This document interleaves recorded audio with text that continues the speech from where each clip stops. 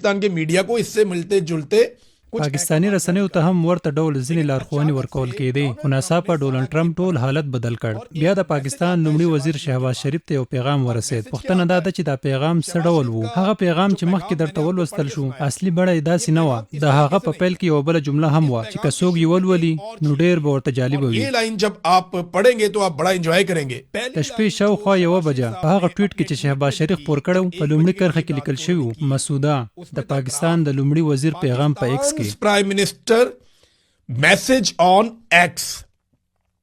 समझ रहे हैं आप.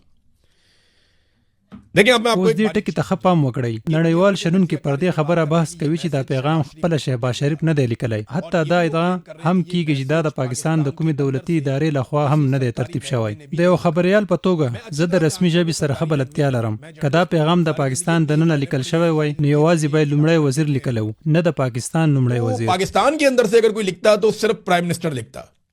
पाकिस्तान प्राइम मिनिस्टर नहीं लिखता, सिर्फ प्राइम मिनिस्टर लिखता.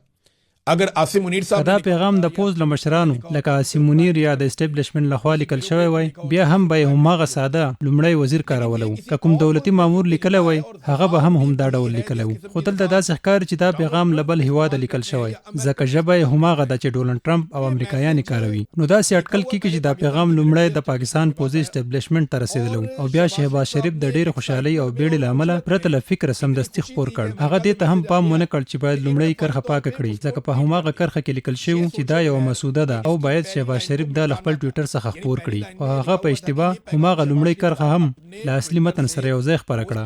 وروسته بیا شهباز شریف ته خپله تېروتنه معلومه شوه یا ورته دا تېروتنه په جدي ډول ورپه ګوته شوه نو هغه خپل پیغام سم کړ او له هغه څخه یې لومړی کرښه لرې کړه. نو له دې څخه داسې نتیجه اخیستل کېږي چې دا پیغام نه د پاکستان د لومړي وزیر له دفتره لیکل شوی نه د پوز لخوا او نه هم د کوم دولتي کارکوونکي له لوري بلکې دا پیغام له امریکا څخه ترتیب شو.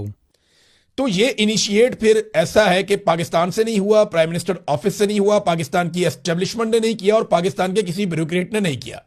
ये अमेरिका